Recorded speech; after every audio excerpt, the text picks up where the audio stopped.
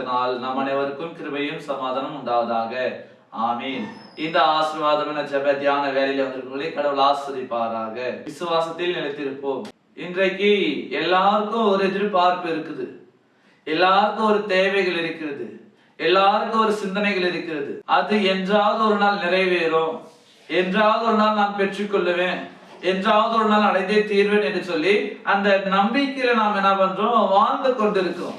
அப்படி வாழும் பொழுது நாம் என்ன செய்கிறோம், சில வேலையில சோர்ந்து போய் விடுகிறோம். எத்தனை காலங்கள், எத்தனை நேரங்கள், எவ்வளவு நேரம் நாம் காத்திருப்பதுன்னு சொல்லி நாம சோர்ந்து போய் விடுகிறோம். ஆனால் எத்தனை காலங்கள், எத்தனை நேரங்கள் ஆனாலும் கூட நம்ம சோர்ந்து போக கூடாது, நாம் தளர்ந்து போக கூடாது. நம்முடைய விசுவாசத்துல நாம நிலையா நிலைத்திருக்க வேண்டும். நாம் விசுவாசத்தோடு ஆண்டவரிடத்துல கேட்கும் பொழுது ஆண்டவர் எல்லாவற்றையும் நமக்கு நேர்த்தியா தர வல்லவரா இருக்கிறார். விசுவாசத்தோடு நம்ம ஜெபிக்கிற பொழுது நம்முடைய ஜெபங்களுக்கு அவர் மறு உத்தரவு கொடுக்க வல்லவரா இருக்கிறார். வேதத்தோடு நாம் பார்க்கின்ற பொழுது மத்தேயு 15ஆம் அதிகாரத்துல ஒரு கானானிய ஸ்திரீ தனது மகளின் சுகத்துக்காக இயேசுவை தேடி வருகிறாள். தனது மகள் பேயினால மிக அவதிப்படுகிறாள், மிகவும் கஷ்டப்படுகிறாள். எனவே அந்த மகளுக்கு சுகம் வேண்டி, அந்த பேயிடம் விடுதலை வேண்டி அந்த கானானிய ஸ்திரீ இயேசு ஆண்டவரிடத்துல வருகிறாள். அப்ப இயேசு ஆண்டவர் சொல்றாரு, இஸ்ரவேலர்களில் காணாமல் போன ஆடுகளிடமே நான் அனுப்பப்பட்டிருக்கிறேன் என்று சொல்லி இயேசு ஆண்டவர் சொல்றாரு. ஆனாலும் கூட அந்த ஸ்திரீயானவள் ஆண்டவரே எனக்கு உதவி செய்யும் என்று சொல்லி தொடர்ந்து விசுவாசத்தோடு ஆண்டவரிடத்துல கேட்டுக்கொண்டிருக்கிறாள். அப்ப ஆண்டவர் சொல்றாரு, பிள்ளைகளின் ஆகாரத்தை நாய்களுக்கு போடுவது சரிதானோ, அது சரியா, அதை அப்படி போடலாமா என்று சொல்லி சொல்லுகிறார். அப்ப அந்த ஸ்திரீயானவள் சொல்கிறார், மெய்தான ஆண்டவரே, ஆனாலும் நாய்க்குட்டிகளின் எஜமான்களுடைய மேசையிலிருந்து விழுகிற அந்த துணிக்கைகளை கூட சாப்பிட்டு பிழைக்குமே. அப்ப இதை கேட்கும் பொழுது ஆண்டவருக்கு ஆச்சரியமாக இருக்கிறது. அப்ப ஆண்டவர் சொல்றாரு, மத்தேயு 15ஆம் அதிகாரம் 28ஆம் வசனம் இப்படியாக சொல்கிறது, இயேசு அதை கேட்டு, அம்மா, உன் விசுவாசம் பெரியது, நீ விரும்புகிறபடி உனக்கு ஆக கடவது என்றார். அந்நேரமே அவள் மகள் ஆரோக்கியமானாள்.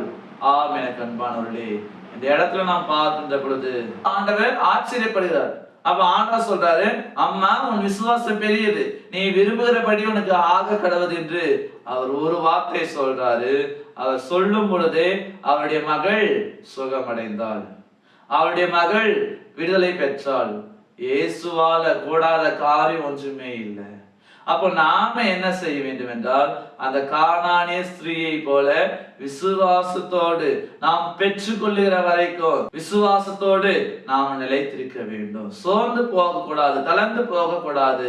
காலங்கள் சென்றாலோ நேரங்கள் போனாலோ ஆண்டவர் நிச்சயமாகவே உங்களுடைய தேவைகளை, உங்களுடைய சிந்தனைகளை, உங்களுடைய வேண்டுதல்களை நிச்சயமாக நிறைவேற்றுவார். ஆம். எனக்கு அன்பானவர்களே, இன்றைக்கு ஆண்டவர் உங்களுடைய விசுவாசத்தை பார்க்கிறார், உங்களுடைய நம்பிக்கையை பார்க்கிறார்.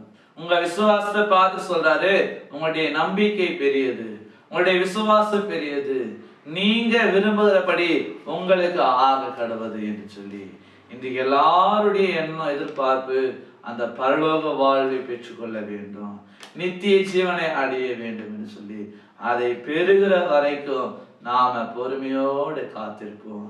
நமக்காக பரிந்து பேசும்படியாக, நமக்காக ஒரு ஸ்தலத்தை ஆயத்தம் பண்ணும்படியாக இயேசு ஆண்டவர் பிதாவிடத்திற்கு சென்றிருக்கிறார். அவருடைய 2ஆம் வருகையில நிச்சயமாகவே அவர் நம்மை அவரோடு கூட கொண்டு போக வல்லவராயிருக்கிறார்.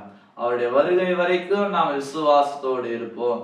கடவுள் நம்மை ஆசீர்வதிப்பார். ஆமீன். எல்லாவற்றுக்கும் மேலான தெய்வீக சமாதானம் உங்கள் இருதயங்களையும் சிந்தனைகளையும் கிறிஸ்து இயேசுவுக்குள் காத்துக்கொள்வாராக. ஆமீன். யாவரும் கண்களை மூடி நாம் ஜெபிப்போம்.